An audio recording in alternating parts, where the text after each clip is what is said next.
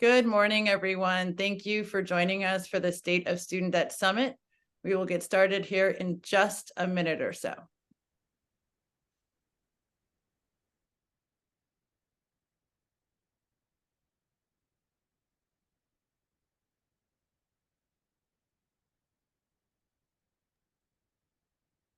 Wow, a lot of folks joining us early in the morning. If you're on the West Coast like myself, or for your lunchtime, thank you so much.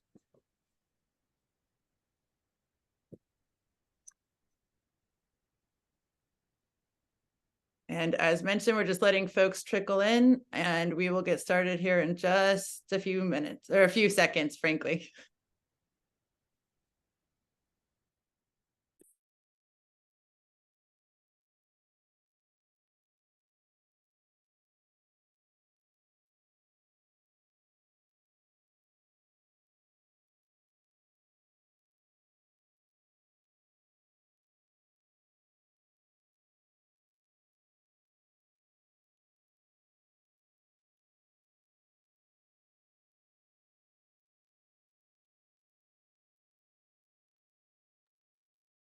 All right. Thank you, everyone, for joining us for our third State of Student Debt Summit. I am Natalia Abrams, the president here at Student Debt Crisis Center, and I am pleased to be joined by our full Student Debt Crisis Center team. We have Sabrina Calazans, who you can see on camera right now, our managing director. Good morning, Sabrina. We are also joined by Spencer Dixon, our senior policy advisor, Sabrina Ashley Sarasaris, who is our Free the Degree director. That is our college leaders group. Shayna Hayes and Sean Tonra from our communication team. And Shayna and Sean will be helping you in the chat, sharing vital links for you in the chat. If you have questions for us during the presentation, especially during the student debt workshop, please use the Q&A box. That is the best way for us to answer questions. We will also make sure to have plenty of ample time to go through your questions out loud. Often we feel that one person's questions helps everyone else in the room. So we are here to take all of your student debt questions today, and we have some really special guests for you. So, as I mentioned, I'm Natalia Abrams, for those of you just joining. This is the State of Student Debt Summit. And, it's been a wild year in student debt, but I will say that we are still standing. And I want to take a moment to thank all of you, our supporters, for your tireless work fighting tooth and nail for student debt cancellation and to keep payments off. And while it may feel like this year was full of losses at the Supreme Court or with the payment pause, I just keep thinking of what a really good friend told me, that we are still winning, and we have had more wins for student loan borrowers in the past few years than we have had in the first 10 years that I was doing this work. But it might not feel like that because we lost at the Supreme Court. But I will say that we have the ears of the administration, of people on Capitol Hill, plenty, 90 plus senators have signed on, senators and Congress people have signed on to cancel student debt. We have the ear of the president. That means that we have to keep the energy up. And we just sent a petition out yesterday, and I know a lot of folks are feeling like they've signed 1,000,001 petitions, but we need you to sign one more, and we need you to keep sharing your stories and keep showing up. And what we're going to do for you is provide these workshops so you can be in the best case possible right now while student loan payments are on, while we fight to change the laws permanently for everyone. And so with that, I want to get started by introducing our first guest, who is somebody that Student Debt Crisis Center and myself has had the privilege of working for years, literally more than a decade. We have worked alongside Senator Warren, who is a fierce champion who has fought for students, parents, teachers, borrowers alike. Her efforts have led to real meaningful change that have strengthened consumer protections for borrowers, held predatory companies accountable. Senator Warren continues to be the leading voice to cancel student debt. And we are just so honored to have her yet again in our State of Student Debt Summit. And we will also be joined by Secretary Miguel Cardona, but that's coming up in a moment. First, let's hear from Senator Warren. Hello, everyone. I wanted here to thank the Student Debt Crisis Center for hosting this summit and to each one of you for being here today. I also want to thank you for all of the work you do to alleviate the burden of student debt for millions of Americans and advance economic opportunity for the next generation. It's a fight I have cared about for years, and all across the country, we continue to face a crisis. Student debt is holding back many borrowers, and it is crushing millions of families, keeping them from opportunity and prosperity. Black borrowers and Black women in particular borrow more money to go to school, borrow more money while they're in school, and have a harder time paying it off when they get out of school. After the Supreme Court's decision to block the Biden administration's debt cancellation plan, President Biden has remained committed to using every tool available to deliver debt relief to Americans. So, thanks to fixes to the Public Service Loan Forgiveness Program, thousands of government workers, service members, nurses, and teachers received nearly $51 billion in student debt relief. The administration has also rolled out the SAVE plan to help borrowers by shortening the amount of time it takes to see relief, and it will cut monthly undergraduate payments by half for many others. This puts real money back in people's pockets. So far, nearly 5.5 million people have signed up for SAVE, and 3 million of those qualify for 0 monthly payments under the SAVE plan. In total, the Biden administration has canceled student loan debt for nearly 3.6 million people, and they're still working on it. Now, that's significant relief, but we need more. As payments have restarted, I'll keep working with you to hold servicers accountable for their errors, to ensure that borrowers are protected, and to cancel as much student debt as quickly as possible so that we can lock in brighter futures for millions of hardworking Americans. Let me say it one more time. Thank you again for all that you have done and all that you are continuing to do. Let's keep fighting together, and let's cancel student loan debt.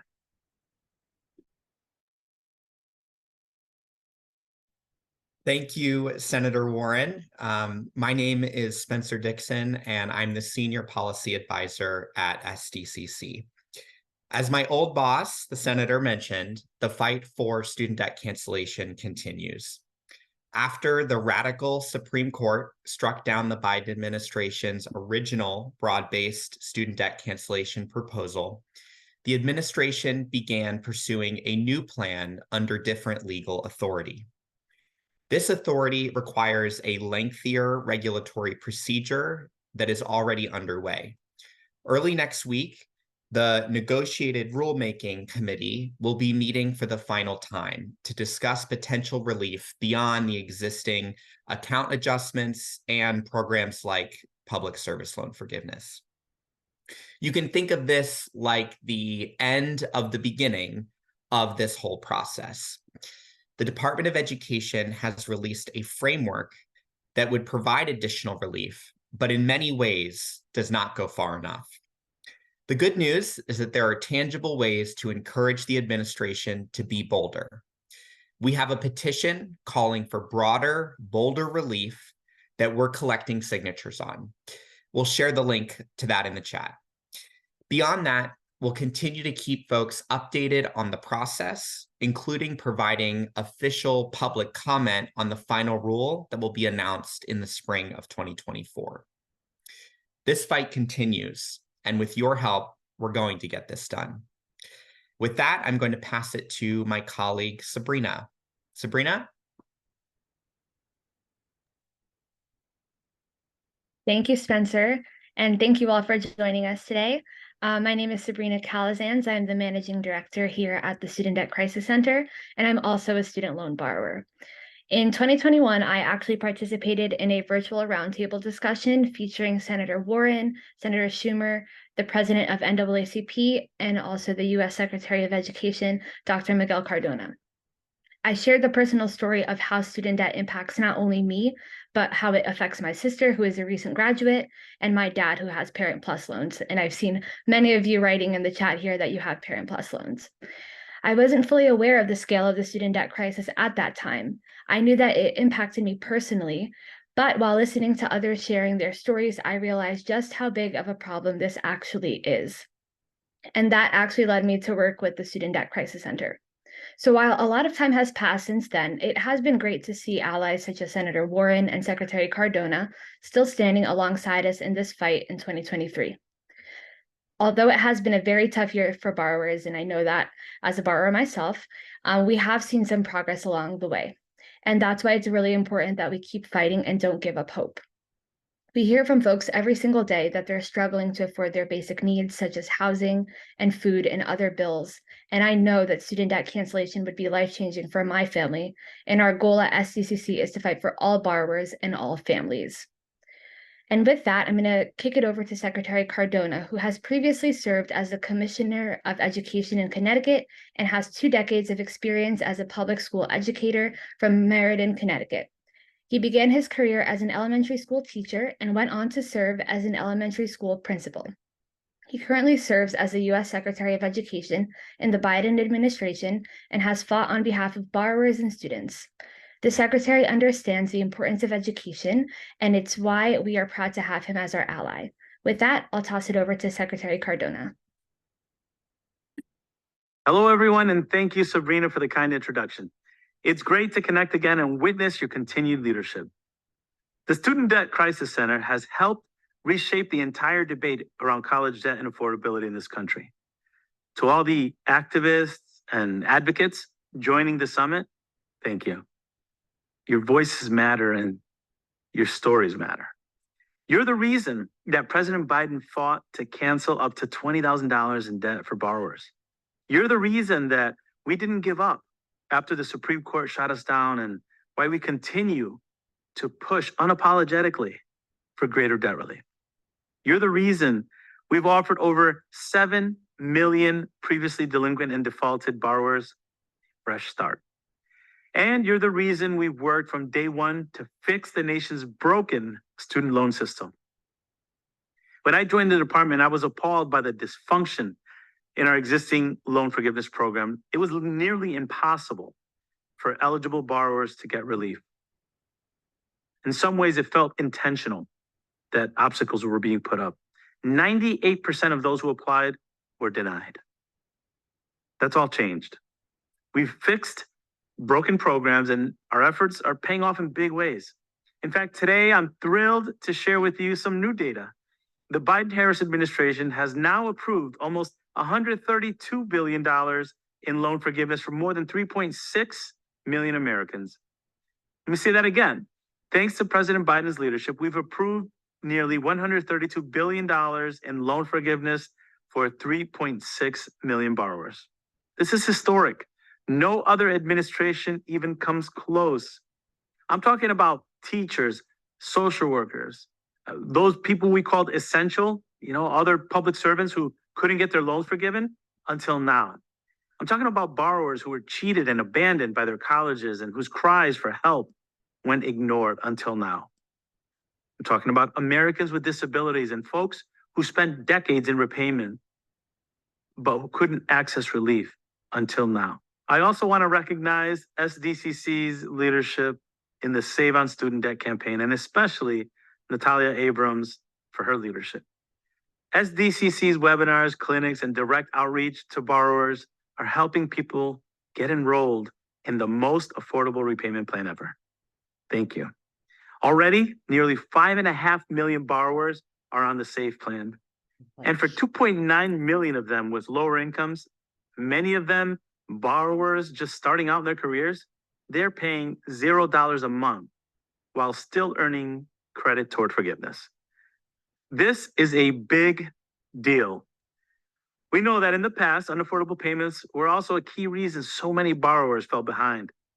SAVE is about making sure that the student loan bills don't come before basic needs like paying rent or putting food on the table. The SAFE plan also protects borrowers from runaway student loan interest. That was one of the biggest complaints we heard, that the interest was just accumulating and it was just burying people in debt. The days of watching your balance grow bigger and bigger, they're done, they're over. And when SAVE is fully implemented next summer, it's going to slash payments on undergraduate debt in half. Make no mistake, we must make college more affordable in this country. President Biden has secured the largest Pell Grant increases in a decade, but we know it's not enough. We need to double the Pell Grant. We're also fighting to make community college free and for reforms to make sure the credits you earn at two-year colleges transfer to four-year institutions. We're also cracking down on those shady schools and doing more than any other administration in the history of our country to protect students from unaffordable debt. Look, the fight for progress is hard, but these last few years, we've learned that change is possible. So please, keep doing what you're doing. Keep making your voices heard.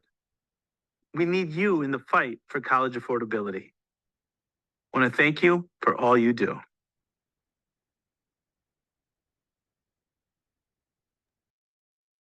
A huge thank you to Secretary Cardona for his kind words and his support. With that, I'm going to toss it to SDCC's Special Projects and Free the Degree Director, Sabrina Saraceres, to talk about the incredible work that she's been doing with student leaders and young people. Shortly after, we're going to jump right into our workshop and Q&A portion. Sabrina? Thanks so much, Sabrina. Hello, everyone, and thank you for joining us again. I'm Sabrina Ashley, or Sabrina Saraceres, the Free the Degree Director at Student Debt Crisis Center. And I would love to tell you all a little bit about Free the Degree.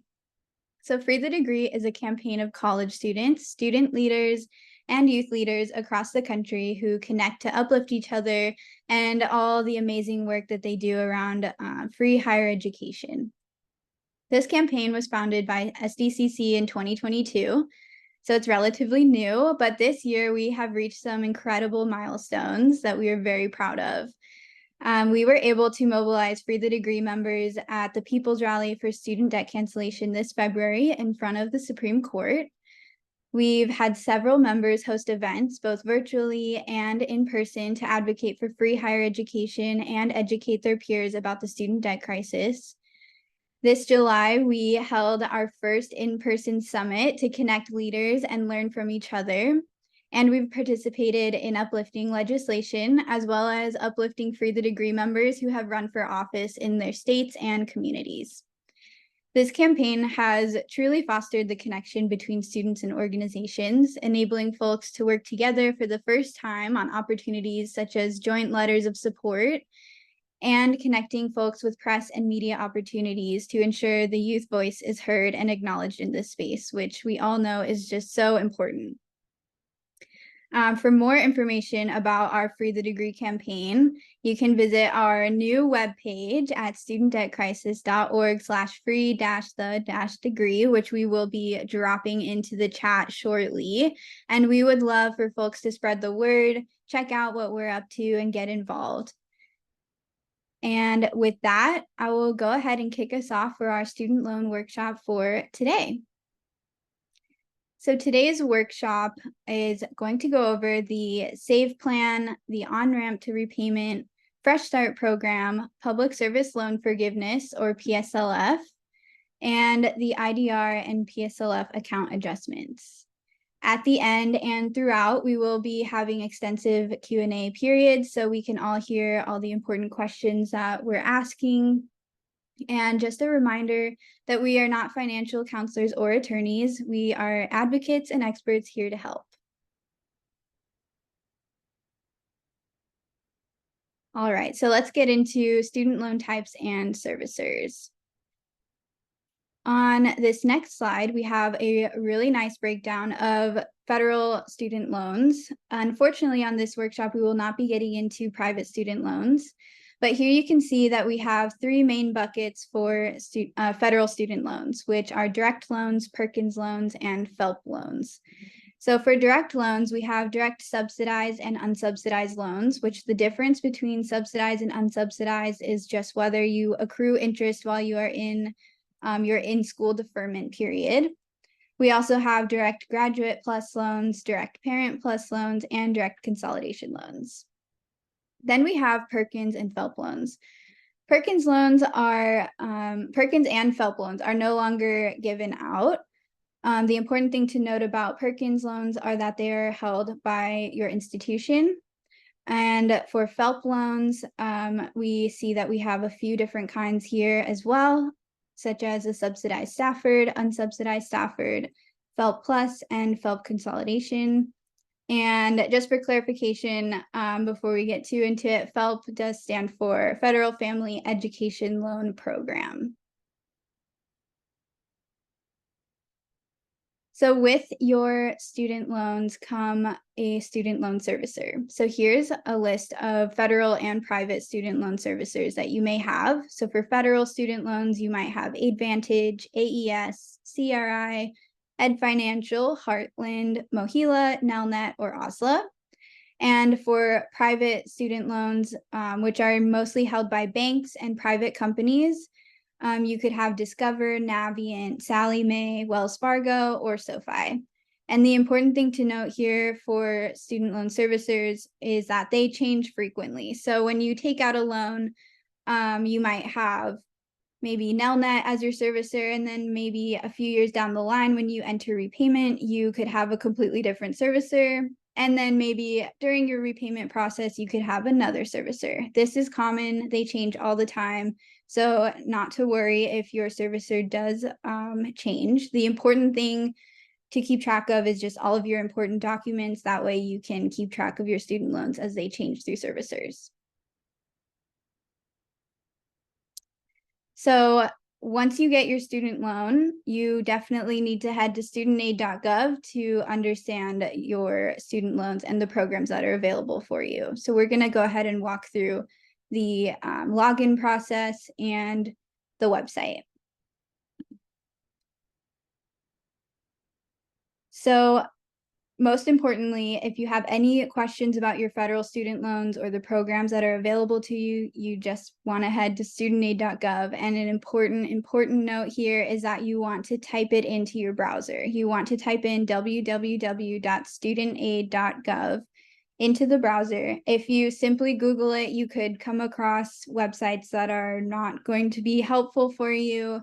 I believe we'll get into shortly just a few types of scams that might be available or be there online and over the phone later on in this workshop.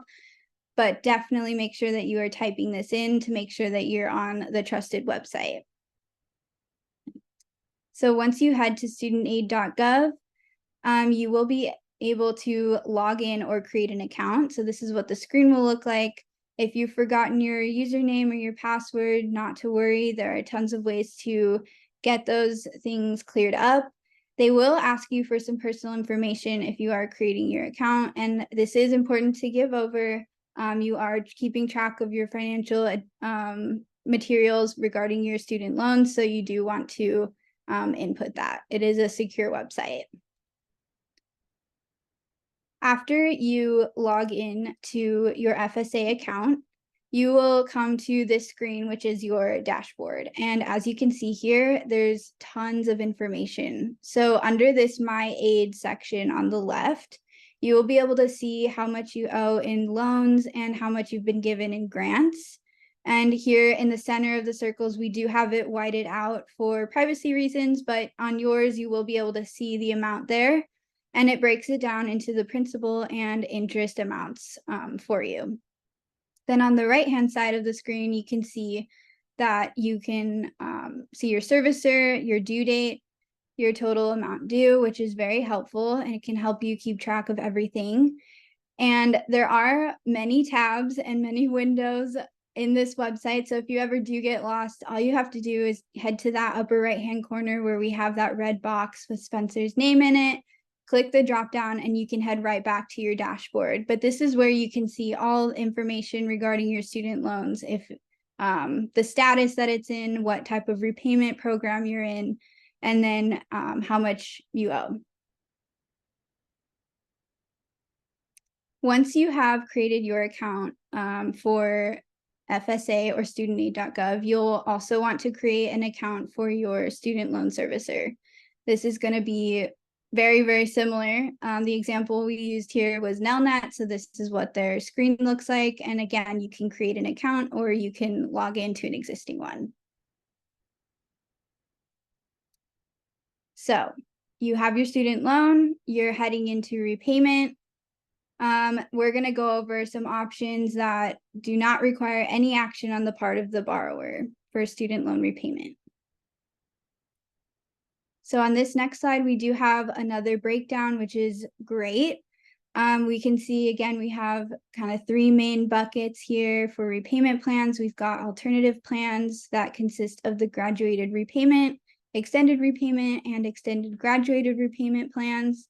Then we have income-driven repayment plans on the right-hand side, which are SAVE, or Saving on a Valuable Education. We've got PAY, which is pay as you earn, IBR, which is income-based repayment, ICR, which is income contingent repayment, ISR, which is income-sensitive repayment, which Spencer will get into those some of those repayment plans in a few minutes. But what we're going to talk about right now is this middle bucket, which is the standard repayment plan. So the standard repayment plan is the 10-year standard repayment, and it is exactly what it sounds like. You are put into a repayment plan as soon as you are out of your in-school deferment period. And what it is a 10-year plan with fixed monthly payments. The important thing to note here, which of course we'll get into in a few minutes, is that there are affordable options for borrowers who are struggling with different repayment plans. So it is important to look at all the different repayment plans and see what is available to you. If you don't enroll in anything, you'll just be placed in this 10-year standard repayment. So the last thing I'll talk about here is this on-ramp repayment program, which is another program that does not require action on the part of the borrower. So since payments resumed in October of 2023, what has happened is that there is an automatic 12-month on-ramp repayment program. And this is really put in place to benefit borrowers who may miss payments. Again, you do not need to apply or enroll to receive the benefits of this program. We've laid out the pros and cons for you right here. So pros is, of course, it will prevent you from entering default status if you do miss a payment. And missed payments will not be reported to collection agencies or credit bureaus. The cons to this, however, are that interest will continue to accrue if you do miss your monthly payment. And if you are not enrolled in an IDR or income-driven repayment program, future monthly bills will be automatically adjusted to reflect the accrued interest during those months. Lastly, missed payments will not be counted towards IDR or PSLF credits. So while this program does benefit you, if you are going to miss a payment, it's not going to put you into default. It's not going to be reported to a collection agency or credit bureau. You do still want to stay on top of that if you are heading towards forgiveness through an IDR or PSLF program. And with that, I will go ahead and toss it back to Spencer, and he will get into student loan repayment plans.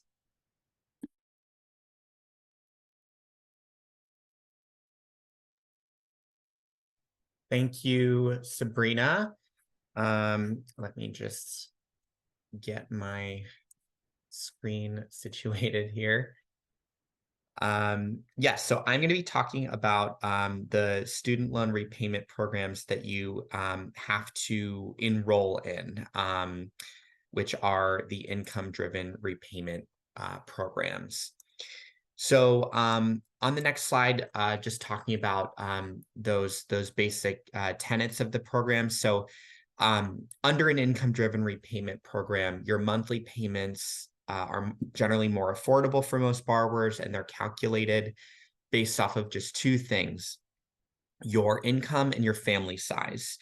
Each plan is a little different with the percentage of your income that it requires and the amount of income that's protected and doesn't have to go towards your student loans. but all of them are based off of those two factors. Generally, it helps borrowers with lower to moderate incomes, although they can benefit really all borrowers. It's especially helpful if you have lost your job or you have zero income, as you will have a $0 required payment through the plans. Being in an IDR also prevents delinquency or default, even in the case where you do have a $0 payment. Because you're enrolled in an IDR, you are considered to be in repayment, even if that required payment is $0. So being enrolled in an IDR is far better than any sort of deferment, forbearance, or just not making any payment whatsoever, because you're basically being covered. You're counted as being as in repayment. An IDR locks in your lower monthly payments for at least a year. There's a annual income recertification process under IDRs that we'll talk about a little bit more later. But at any time, if your income has dropped, you can do that process early and lock in a lower payment based off of whatever your income is at the moment that you apply. It's not necessarily an income based off of the year. It's based off of what it is in that moment in time.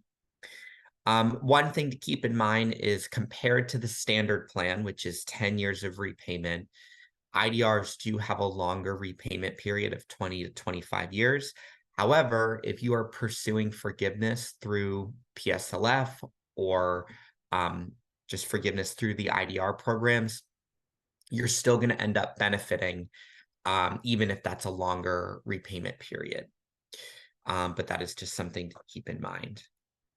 So on the next slide, just going to cover briefly what the 4 income-driven repayment programs are. So whenever we say IDR or income-driven repayment plans, we're talking about these 4 repayment plans. So generally speaking, as you're looking at the screen, as you move to the right, the older and less generous the plans get. As I mentioned earlier, eligibility varies by plan. But we're really only going to focus today on the newest, most generous plan, SAVE, in greater detail. Before moving on, it's worth mentioning again, SAVE used to be repay. So if you were in repay, you are now automatically in SAVE because it replaced that program. Pay can be good for those not pursuing public service loan forgiveness and those that have graduate debt, because the repayment period is 20 years instead of 25 under the other plans. And then 3, ICR is the only IDR for Parent Plus loans that have been consolidated once. There is a process to make Parent Plus loans eligible for other IDRs, including SAVE, but you have to consolidate them twice. It's a loophole that we do encourage borrowers to look into and to take advantage of.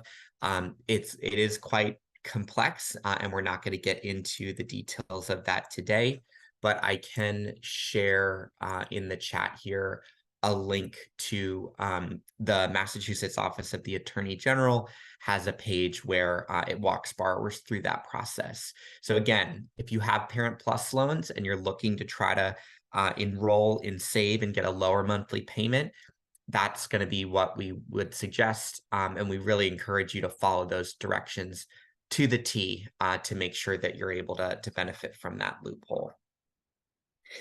But now just sticking to SAVE on the next slide, just going to talk through some of the basics here. So what qualifies? Most direct loans, almost all direct loans, undergraduate and graduate, direct consolidation loans, as long as there is either no Parent Plus loan in that consolidation loan or a Parent Plus loan has been consolidated twice, as I mentioned. Loans that do not qualify are the older FFELP loans, as well as a Parent Plus loan on its own.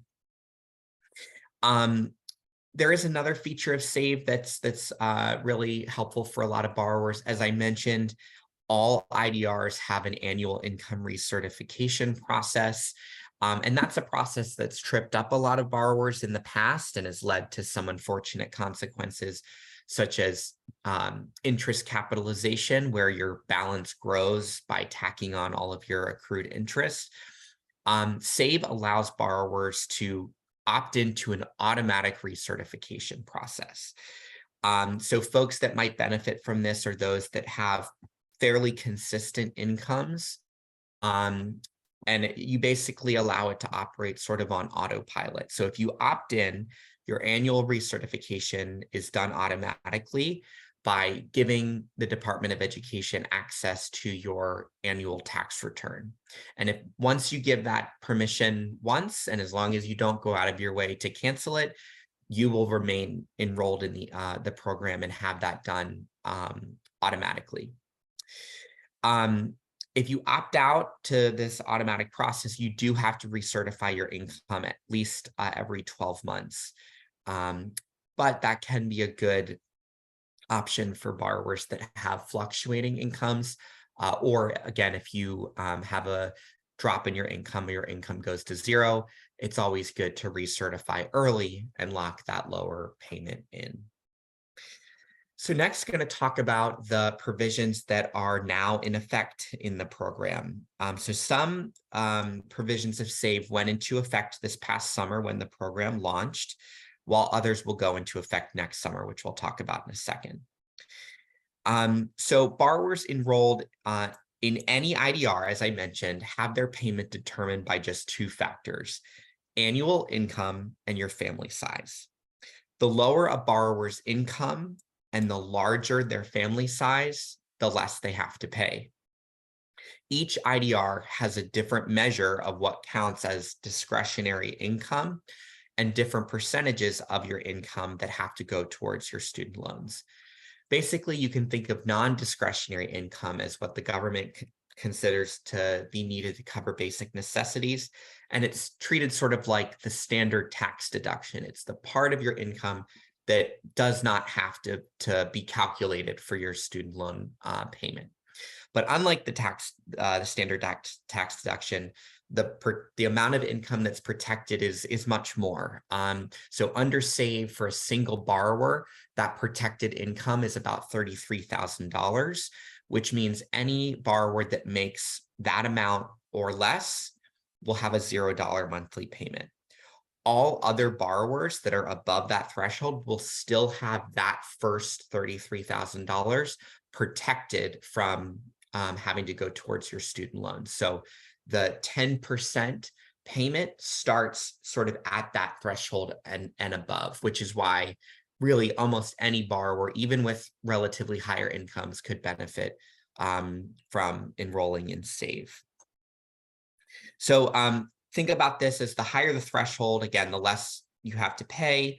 And many borrowers are going to have that $0 monthly payment. And we'll walk through some examples later on to provide some more clarity on that. So another aspect of Save that's in effect now is a big, really helpful change to many borrowers. In the past, borrowers enrolled in IDRs with low monthly payment requirements like $0 or even $50 would often have monthly interest accrual that would be more than their monthly payments. For many borrowers, this accrued interest would then get capitalized under certain circumstances, which can be really frustrating. And that's how a lot of borrowers would see their balances grow, even though they were making payments. That's going to end, and that has ended for the borrowers that are enrolled in Save. Save will make sure that any unpaid interest in any given month is fully covered. So we've got an example here of a borrower who makes $40,000 a year. Their monthly payment under Save is $60, but their monthly accrued interest is $200 with a difference of $140. Under Save, that $140 is wiped away every month. There is no carried over interest under the Save program. Now, if this borrower's accrued interest was 60, that 60 would just be covered by the 60 payment. So you're never going to sort of get a benefit beyond what the interest is, but borrowers are never going to be made worse with interest under the SAVE program. Finally, it's worth mentioning that SAVE excludes spousal income for borrowers who are married and file separately. Other IDRs, including the old repay program, used to count spousal income, even in that case. So for borrowers who may have a situation where one member of the marriage is a borrower and another isn't, or there's sort of a scenario where counting both incomes would mean having a higher payment, it's worth talking about and thinking about that decision to file your taxes separately, married but file them married but separately, as the benefit to your student loan payment may end up being greater than any benefit you'd have through your taxes. But that, of course, is going to vary on a case-by-case basis. So now we can talk about the provisions going into effect next year. So for undergraduate loans, SAVE will cut the amount borrowers have to pay each month from 10% to 5% of discretionary income. And that's something that Secretary Cardona mentioned. Another provision is that remaining loan balances will be forgiven after 10 years of repayment for those with original loan balances $12,000 or less. And an original loan balance is the balance of it's the loans that you first took out before any interest and before you made any payments. And so there is a little bit of a complexity here that I can get into in the next slide, but basically above that $12,000 threshold of original loan balance, SAVE requires one additional year for each $1,000 above that threshold. And so the next slide sort of shows what this is. So if you had $13,000 in original loan balance of undergrad debt only, you'd have to be in repayment for 11 years. If it's $14,000, it would be 12 years, and so on. And again, this is just for borrowers with undergraduate debt. The next slide shows those borrowers with graduate debt. Now, for most borrowers with graduate debt, for most folks, it was more than $27,000. But if you happen to have an original loan balance of your collective debt of less than that, then you will have a benefit under this program. Any borrower under SAVE with graduate debt that you're not pursuing PSLF, which we'll talk about in a second, the minimum number of years of repayment would be 20. And if you fall under the $27,000 threshold, it's going to be anywhere between 20 and 25. But the maximum years of repayment under SAVE, if you have graduate debt, is 25 years. So next, just a recap of the SAVE program. Again, like all IDRs, payments under SAVE are determined just based off of your income and your family size, not your loan balance. Any unpaid monthly interest will be waived as long as your payment is made on time, even if that's a $0 payment. And forgiveness through SAVE can begin as early as 10 years for undergraduate loans and as early as 20 years for graduate loans. Next, we're just going to provide a quick example of SAVE in action. So we've got Shannon, and as of right now, her income is $38,000. She has no dependents. She's a relatively new borrower, began repayment just before the pandemic pause in 2019, and she has a loan balance of $25,000. Her monthly interest accrual is $104 based off of a 3.4% interest rate. Her payment under SAVE right now would be $43. And even though that $43 is less than the $104 that is accrued in interest every month, that difference will not carry over to the next month. It's going to be waived by the program. Next summer, this coming summer, July of 2024, all aspects of SAVE have gone into effect, And so the only difference worth pointing out here is that her payment gets cut in half because Shannon only has undergraduate debt. And remember that the percentage of your discretionary income that you have to pay through SAVE on undergraduate debt goes from 10% to 5%. And then lastly, I'm just going to under SAVE talk about just briefly the enrollment process. So you can submit an application at studentaid.gov. You also can apply through your servicer, either over the phone or online, but doing so at studentaid.gov is a good bet to do. After you've submitted the application and after your servicer has processed that application, you enter into that repayment plan. We are still hearing of delays in the process, so it may take longer than it normally would. So it might be, a month or more while your servicer is processing your application. Borrowers are being put into a temporary administrative forbearance during that processing time, and no interest is accruing, and borrowers are able to kind of get all of the credits that they need for PSLF and those other things. And then, as I mentioned, you do have to recertify your income at least every 12 months. But if you do opt into that automatic process, you won't have to worry about that unless you actively unenroll.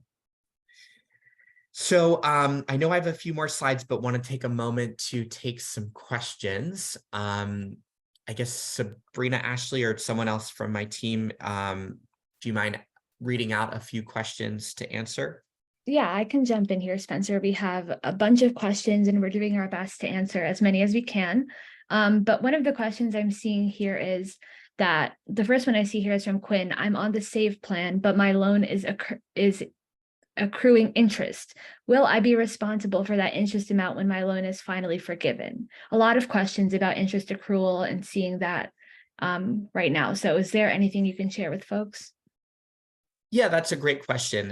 And it provides a good opportunity to clarify. So the way that SAVE is supposed to work, and perhaps this is a case where there's a servicer error issue, but the way that SAVE is supposed to work is in any given month, a borrower accrues interest constantly, right?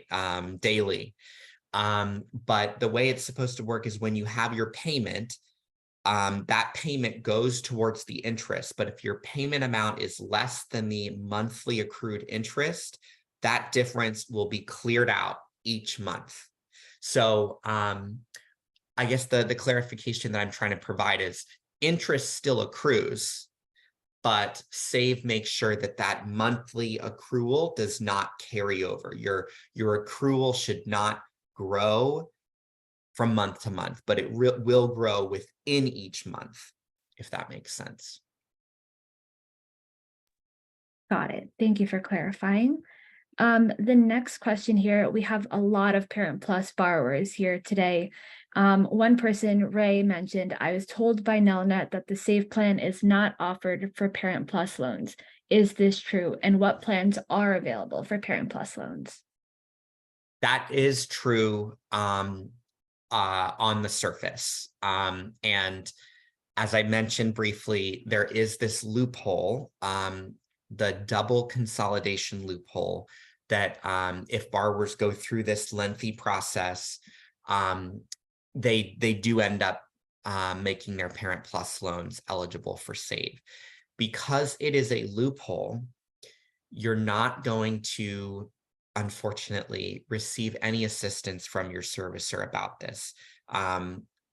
It's basically a glitch in the process, and the servicers are not going to acknowledge it. But we have linked in the chat previously a process to go through that, again, would encourage folks to follow very, very closely, because it's important to get all those steps correct. Once you go through that, you are able to repay your old Parent Plus loans that have been consolidated through the SAVE program. And that's if you do that twice. Stepping back, if you consolidate your Parent Plus loans once, you at least are able to pay them through the ICR, income contingent repayment. But that is certainly the least generous, and it means that the payments are the most expensive. And so for many borrowers, it is going to be worth it to go through that double consolidation process in order to unlock the eligibility for the SAVE program. Great, thank you for clearing that up. For whoever is interested, I dropped the link in the chat about the double consolidation. Just a few more questions before we keep going. This one is about the on-ramp. This one person said that they missed some payments, or they read that if you miss payments through the on-ramp, it will not count towards PSLF. But their concern is, what if they're only a couple of days late on their payment and not a full month or months? Will those count towards PSLF? I'm not fully certain on this, but I want to say that they should still count. That if a borrower makes the payment and gets sort of caught up with where they're supposed to be, that should count. But unfortunately, I'm not quite as confident about that. If others from the team want to jump in if they have other thoughts. All right, no worries. We can try and get some more clarity there and share the link from the Department of Education. I feel like the best information will be available there. The final question before we move on is that it's related to SAVE and submitting income proof. So this person said, when I submitted my SAVE application through the studentaid.gov site, the estimated payment amount was $0. I submitted proof of income and the letter stating that I was laid off. Mohila calculated my payment at a much higher amount. They offered no explanation for the discrepancy. My emails went unanswered and they estimate 90 days for reply. What can folks do if they're, having a hard time getting into contact with their servicers? And I know that you personally, Spencer, have gone through this recently. Yes, and I didn't mention it at the beginning, but I am also a student loan borrower. So yes, I have experienced servicer mismanagement myself. My recommendation would be to file a complaint first with the Federal Student Aid Administration on studentaid.gov. And then I believe you have to wait at least 2 weeks. And if your complaint has not been resolved, which it very likely won't, because I've also filed a complaint and it was about 5 weeks ago. Once I believe you've reached that 2-week point, you can then escalate that complaint up to the student loan ombudsman. It is our understanding that once the complaint is finally looked at and maybe reviewed by the ombudsman, any harm that is done to the borrower, whether that's lack of credits for forgiveness or overpayment, that there would be an opportunity for that to be rectified through the complaint and ombudsman's office process. And I think I answered a question or two on this in the Q&A, so there are those links in one of those if folks are able to find that. Great, thank you so much. I think we're good to continue on with the presentation. Great. So next we are talking more about loan consolidation and how that affects the IDR account adjustment. First, before diving in, want to define what is consolidation. Despite the name, consolidation in the context of the IDR account adjustment and some of these other programs that folks can unlock their eligibility for, consolidation is more about converting older loans into a new direct loan than it is about combining it. There are certainly cases where you are combining multiple loans into one, and hence the name consolidation. But for the purposes of what we're talking about, which is taking loans that are not eligible for programs and making them eligible for programs, you do that through the consolidation process, which is why we think of it more about a conversion than it is necessarily solely about combining loans. So first, we'll talk about advantages of federal loan consolidation. First, you get a single loan with one monthly payment. You get a fixed interest rate. If there are borrowers with much older loans that are still based off of variable interest rates, you'll be able to lock in a fixed interest rate. You will get access to the most affordable IDR plans. And that's the big benefit, especially being able to be eligible for SAVE. And then you will also get access to forgiveness from IDR plans and the public service loan forgiveness plan. It looks like it might be not showing, at least on my screen, but I did want to point out at the bottom, we've noted that the current deadline to consolidate and to maximize your payment credits is the end of this month, December 31st, 2023 is when you need to apply by in order to benefit the most. So if you have older loans that do not qualify, or if you maybe were a case like myself that went to undergrad, you worked, and then you went back to grad school, you're going to benefit from consolidating. So would encourage folks to do that by the end of, to apply. It doesn't have to be processed, but it has to be applied by the end of this month. Some disadvantages, it is a potentially longer repayment period, but again, if you're unlocking forgiveness, that ends up not really being the case because you get that forgiveness before that longer repayment period. This second one is unavoidable, unfortunately. Consolidating is a capitalizing event, which means if you have any unpaid accrued interest, when you consolidate, which is making a new loan from the older loans, they're going to take that unpaid accrued interest, add it to your principal when they're making that new loan. Even with that, even if that's true, many borrowers are still going to benefit in the long run if it means you're unlocking your eligibility for forgiveness programs like PSLF. After the end of this year, the stricter rules on how older loans are treated will partially go back into effect, meaning you could lose credit on your older loans, which is why the deadline of the end of this year is so important. If you think you might benefit, we really encourage you to apply. There are frankly very few borrowers who would be harmed by consolidating. Now, we don't want folks to do it just unnecessarily, but there are very few cases where a borrower is going to be disadvantaged as long as you apply before the end of this year. Next, talking about the one-time account adjustment. So folks may have heard about this. Without getting into a ton of detail, this is basically happening. The administration is going borrower by borrower, file by file, to make sure that borrowers are getting as many payment credits as possible by looking back at their file and basically counting payments, even if they weren't actually payments. And by counting those payments, it helps borrowers accrue credits for public service loan forgiveness, public service loan forgiveness, and forgiveness through the IDR programs. I'm not going to read all of these here, but you can see on your screen all of these cases where the administration is counting these months of status that they're going to now count as repayment credits.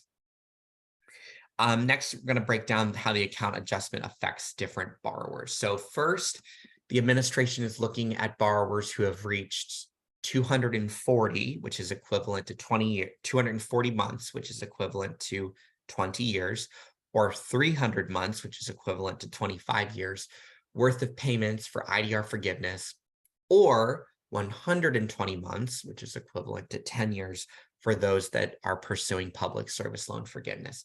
So essentially, the administration is first focusing on older loans because these are the loans that are already essentially eligible for forgiveness, once the administration goes through the review process of the account adjustment. Next, borrowers who have commercially held FFEL loans, and these are the loans where you still had to make payments during the pandemic, Perkins, HEAL loans, these are the folks especially that should consolidate or apply to consolidate by the end of 2023 to get the full benefits of this adjustment. All other borrowers that have relatively newer loans will begin to see their accounts updated with additional qualifying months towards IDR and PSLF forgiveness in 2024. So these borrowers aren't going to necessarily see forgiveness in 2024, but they're going to be sped up. You're going to maybe go from 30 credits earned to 60 credits earned, for example, getting you closer to forgiveness. And then my last slide here is an example of the IDR account adjustment in action. Diane had commercially held FFEL loans, but consolidated before the end of this year. Throughout her repayment period, Diane was misinformed by her student loan servicer about her options and was put into deferment and forbearance.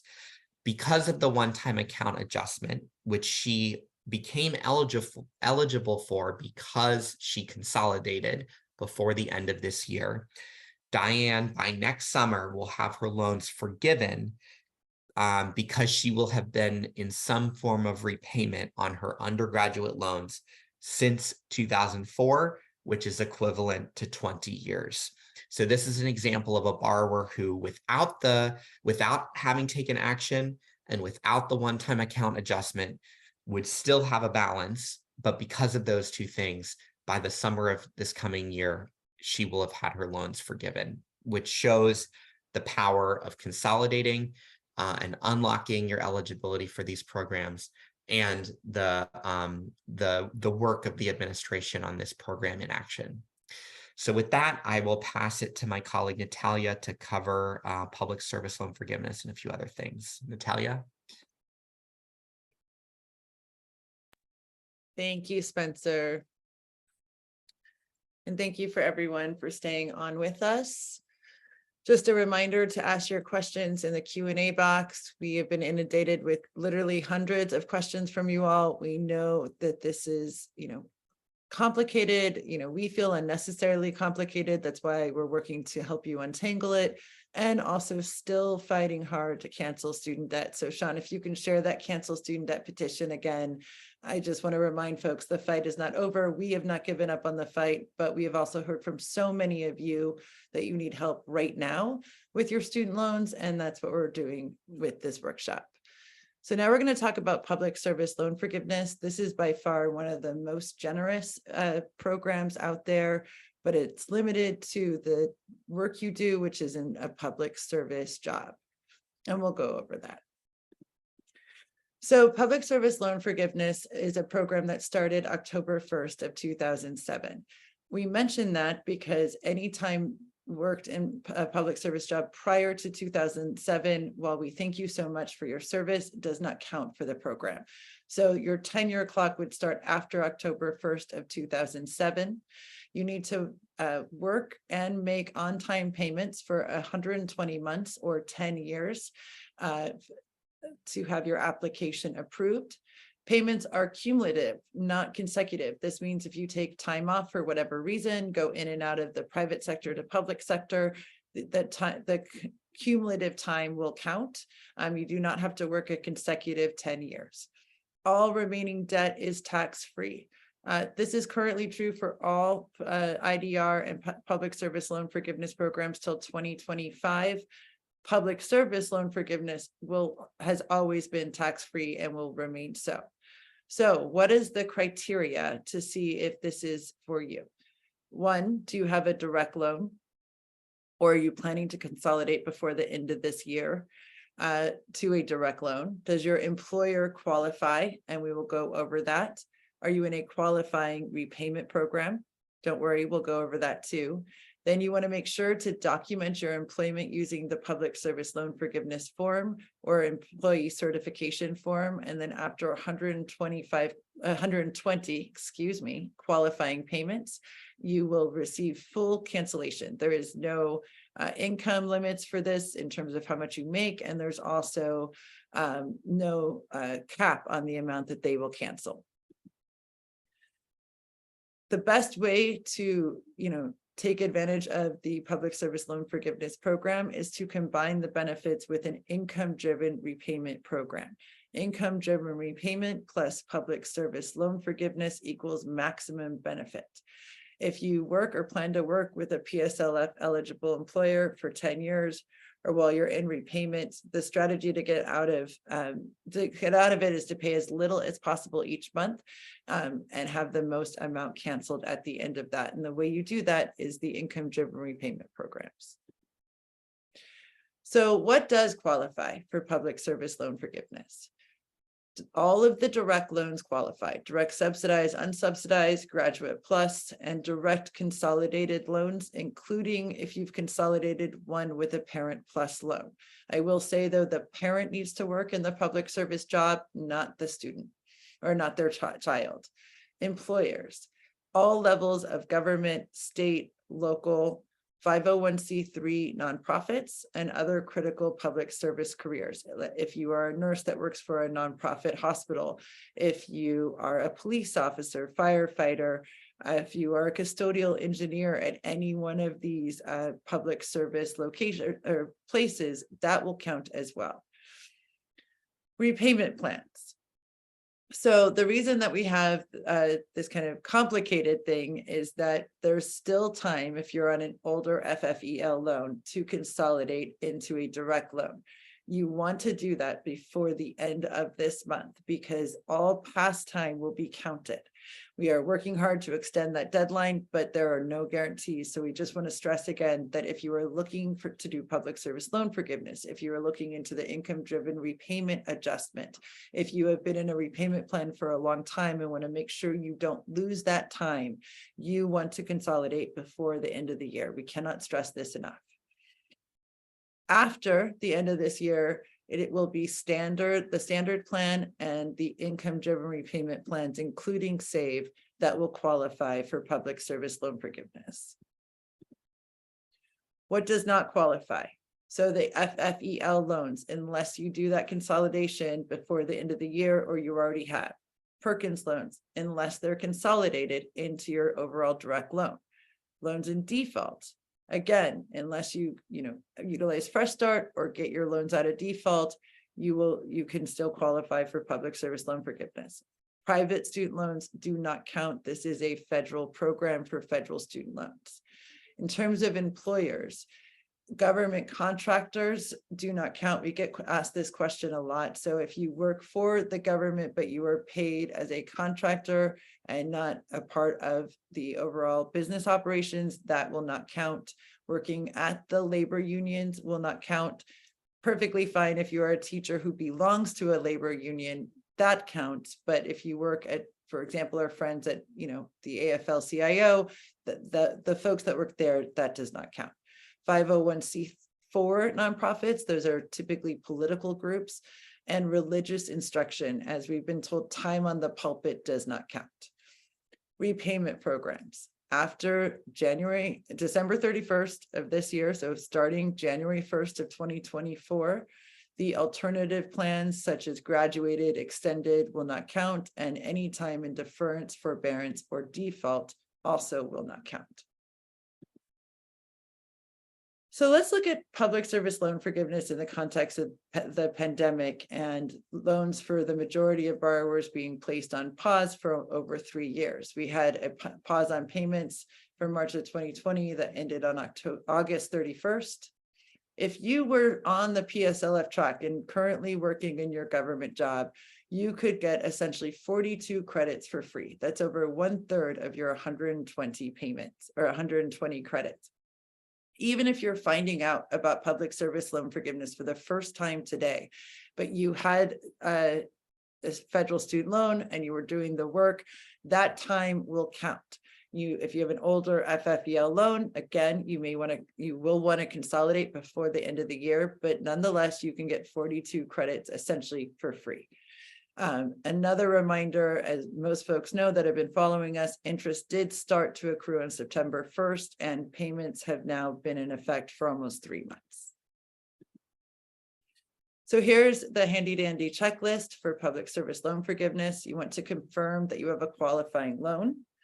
You want to enroll in an income-driven repayment program to pay as little as possible so you can increase the amount canceled. You need to verify your employer and make sure to keep documentation. The link will be in the chat.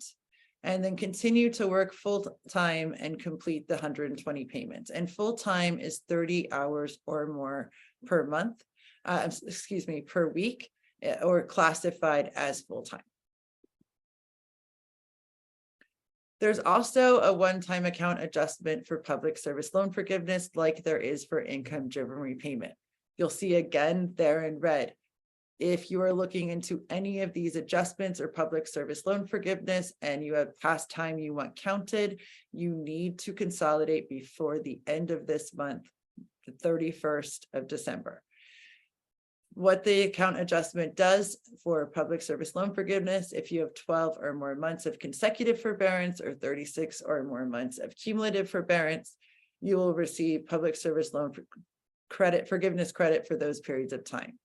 These changes will be applied automatically to all public service loan forgiveness eligible direct loans, including consolidated and unconsolidated Parent Plus loans. Borrowers with commercially held FFEL loans, those are folks that were making payments during the payment pause. That's a really great way to know. Or federally held FFEL loans who consolidate those loans into a direct loan before the end of this month. You will get all of that time counted towards public service loan forgiveness as long as you were working in that public service job. All right, with that, I think we are going to take some more questions, and this time from Sabrina Ashley. Yes. Thank you, Natalia. Let me pull up my screen here. All right, so this person said, I consolidated all my loans while there was a grace period to consolidate, and they were still with a previous servicer. Now they're with a new servicer, Mohila, and they see that all of their loans are not consolidated, or some of them are not consolidated. They don't understand why, and we're wondering if we can get some clarification on that and what next steps they can take. Thank you. Do we have Spencer here to jump in as Yeah, our senior pilot? Awesome. Thank you. Yeah, I can jump in. I guess I would say maybe two options. One would be, as frustrating as I'm sure it is, and I'm sorry you're going through this, would be to consolidate the unconsolidated loans, to basically go through the process again and to apply before the end of this month so that you get those maximum benefits that we've talked about. The other, which could happen simultaneously, is to file a complaint through studentaid.gov, and then again, like I mentioned earlier, escalate if needed that complaint to the student loan ombudsman after a period of time, because it sounds like there certainly was some servicer error here, but I would want to make sure that you still benefit from all of this consolidation, which is why I would encourage you to consolidate again, which you can do. You can consolidate loans into an existing consolidation loan. Great, thank you, Spencer. Sticking with consolidation, I know we get this question a lot, and consolidation is definitely a big decision to make. So I've seen several questions that are, do payments prior to consolidation count toward things like the IDR adjustment, PSLF, or just an IDR plan? Yes, definitely, but you will only get the maximum number of those credits if you get your application in by the end of this month, which is why it's so important to do so. Awesome, thank you. Our next question is about income for IDR plans and if Social Security counts as income. Yes, Social Security does count as income under the program. It's essentially your adjusted gross income. And Spencer, I believe folks can visit the Social Security website. We are not experts in this, but I've been told there are some pieces that may not count, but Spencer is correct. For the most part, it will count as income. Great, But that is one of the benefits with them increasing the discretionary limits that we have seen, is that folks that could not or had too high of a payment before the SAVE plan, now with that 225% amount for discretionary income, we are seeing more folks have a $0 payment on Social Security income. Mm-hmm. Awesome, thank you. These next two questions have more to do with PSLF. This person said that they are older, they have 115 out of 120 qualifying payments for PSLF, and they're having difficulty getting another job, and they're wondering if there is any way to have those 5 remaining payments I guess counted. It depends. There may be an opportunity through the account adjustment for previous for maybe you to just get those 5 credits because they weren't fully counted before. However, if the 115 is the full amount of credits, that there's no more juice left to squeeze out of your previous work history and payment history. I don't believe so. I see Natalia talking about the buyback, the PSLF buyback. Let me look into this really briefly. Maybe we can come back and see if that might be of benefit. Sure. Thank you. And this last question I have for this section is towards PSLF, but maybe towards just repayment in general. But this person is wondering if they make a large payment, like maybe $2,000 on their loans, will that count for multiple loan payments? And would that count towards multiple credits towards PSLF?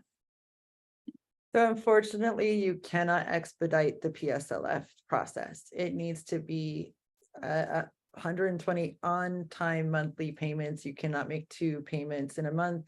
And I wouldn't suggest overpaying, meaning there's not a benefit because you're not going to shorten the timeline. And the goal of public service loan forgiveness, especially combined with income-driven repayment, is to pay as little as possible and have them cancel as much as possible at the end of 10 years. But we hear you. It should be a much faster process, and the 10 years is a lot for folks. Agreed. Thank you. Those are all the questions I have for this section. I think we're good to move on.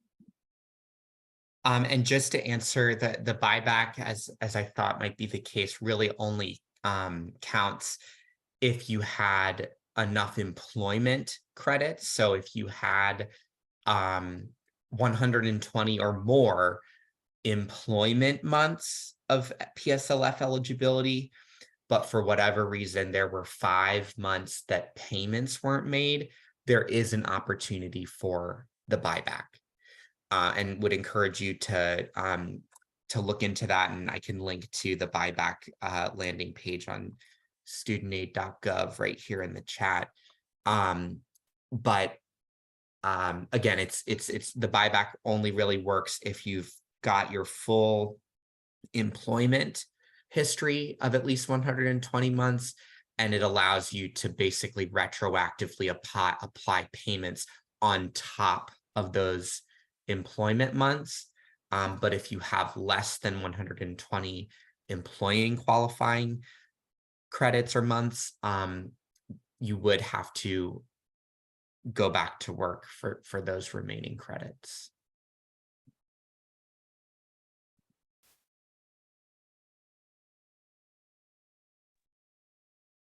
Thank you, Spencer. And just a reminder to folks to ask your questions in the Q&A box. Our team is diligently answering hundreds of your questions. Unfortunately, for this workshop today, we won't be able to take hands raised, but we will be having many more workshops in the coming new year. We know that this information is dense. This slide deck or this presentation will be sent out to everyone who's signed up and participating. We have an extensive series on YouTube that Sabrina will cover that breaks down everything we're talking about, even to an even more granular piece. So we encourage you to check that out. And with that, I will toss it back to Sabrina Calazans.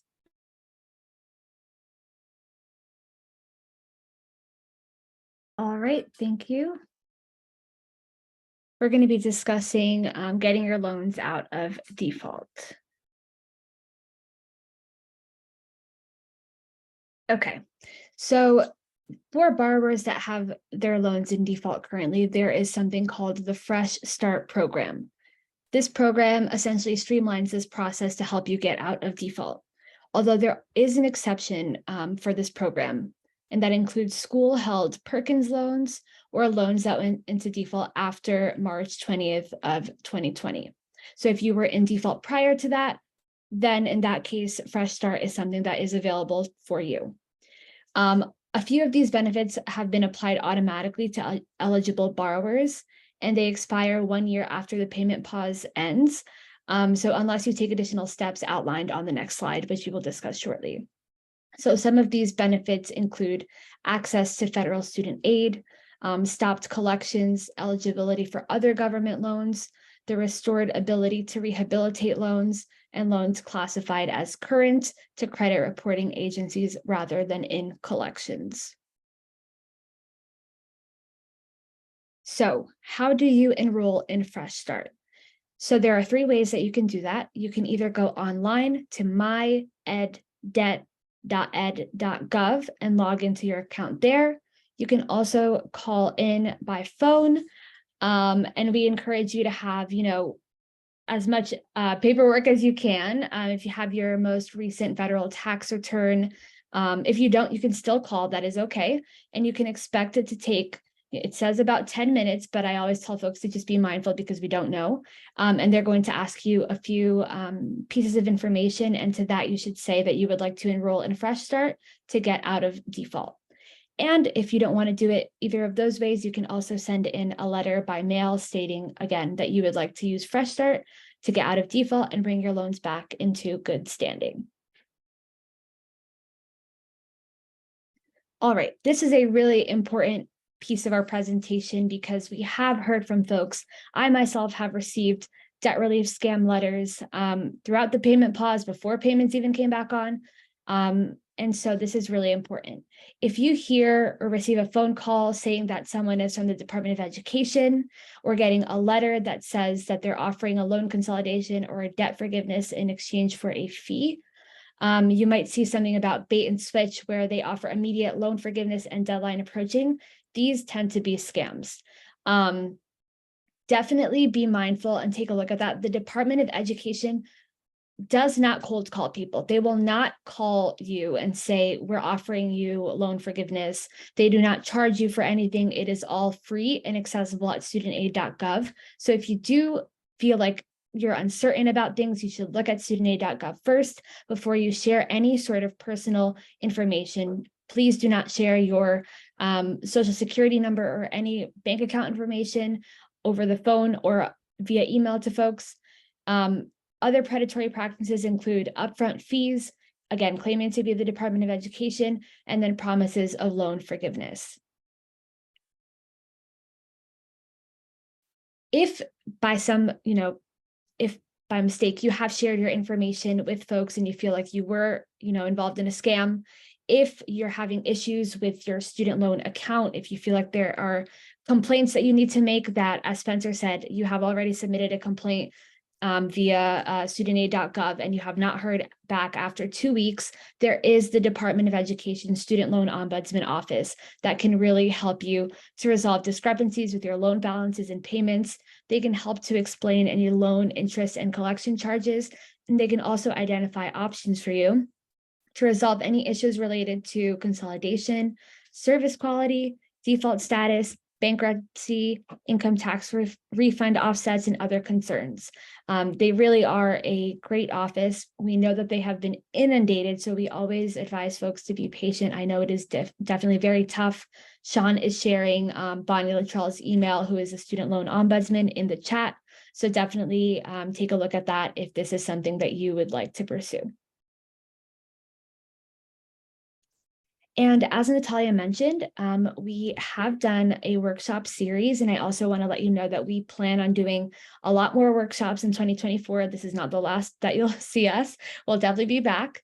In the Student Loans 101 presentation, which can all be found on our YouTube channel, and Sean, if you don't mind dropping a link to that in the chat, you can find our Student Loans 101, which is the basics. You'll find all the information you need on loan types, on consolidation, and on repayment options.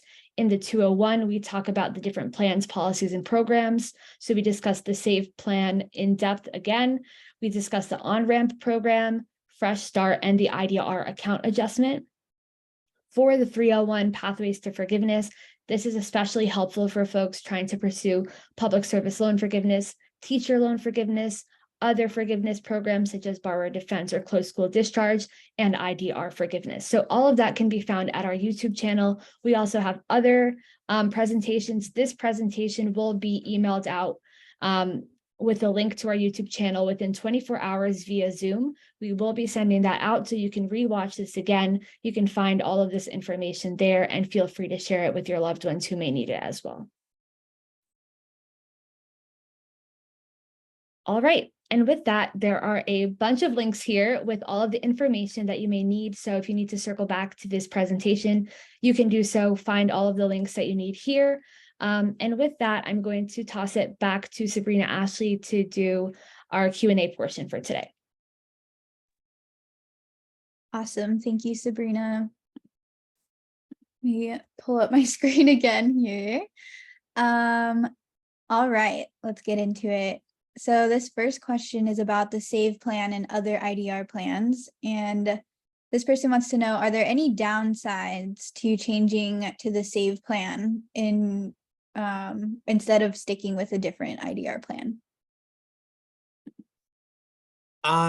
For most borrowers, no. But I would say there's a couple scenarios that come to mind that just to be mindful of. So if you are already in an IDR and your income was lower than it is now, regardless of what kind of, well, I shouldn't say regardless. For most borrowers, it's going to be beneficial to stay in that IDR until your recertification deadline, because you will basically ride out the time that you were locked into a lower payment.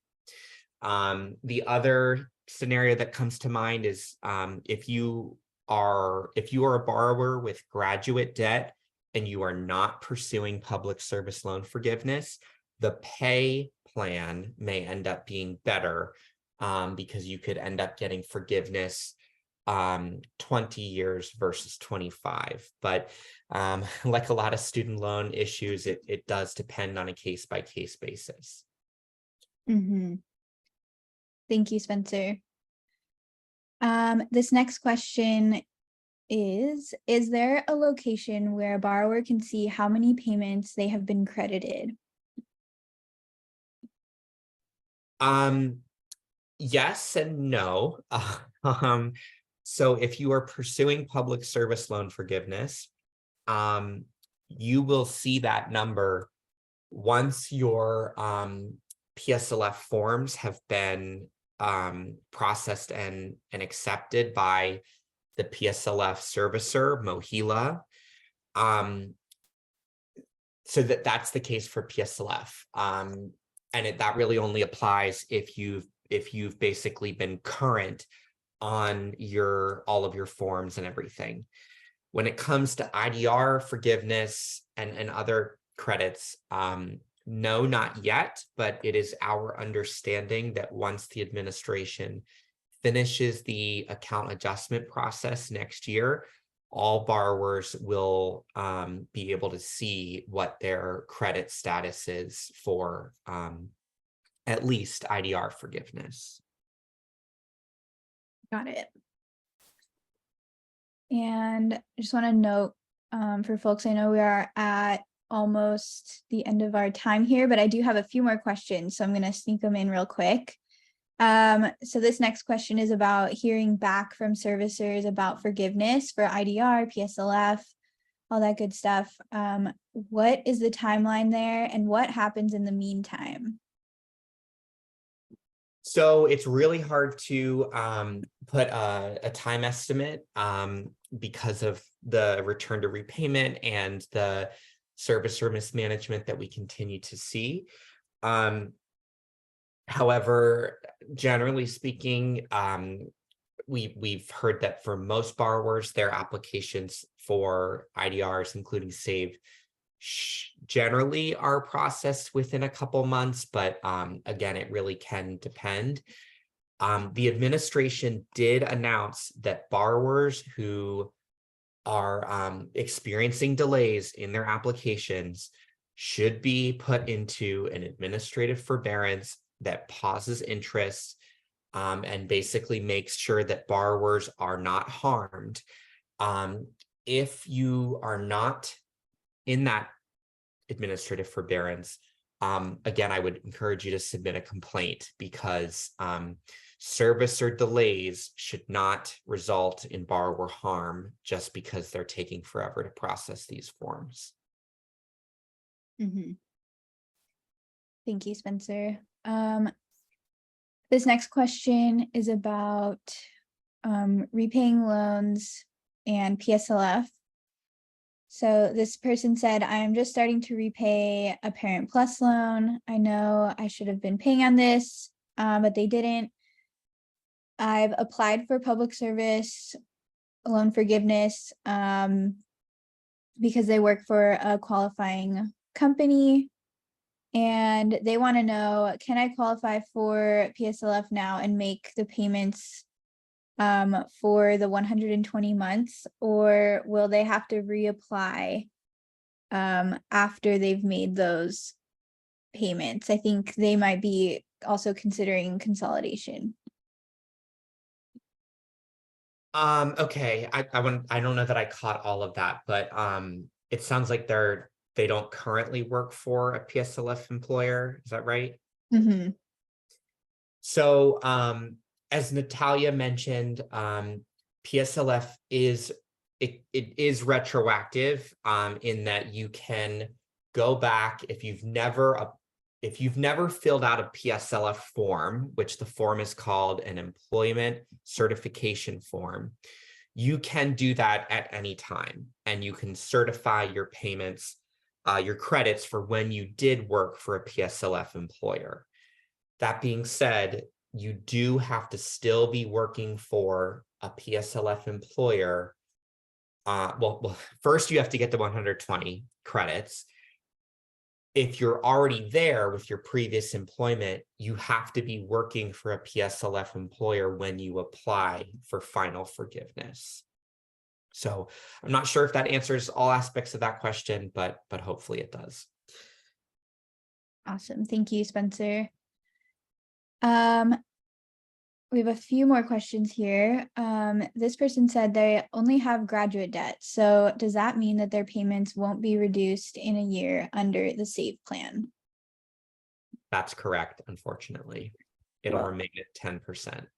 Although, sorry, I maybe I heard if it's only graduate loans. If they have undergrad and grad, it will be a weighted average between the two, so they may see some relief. But if it's only graduate loans, Spencer is correct. It's at the 10%. yeah. Okay.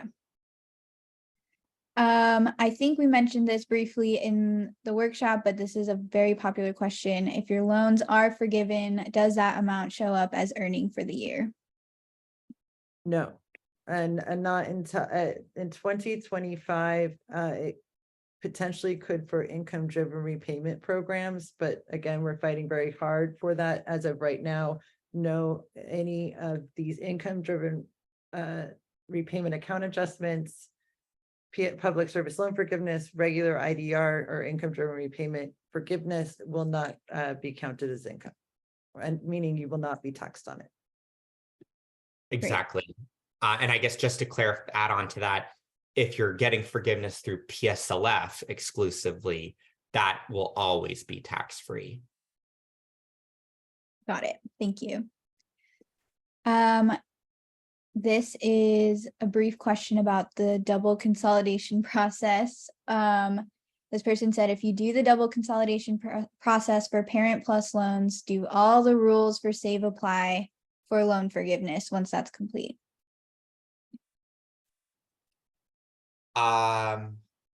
Yes.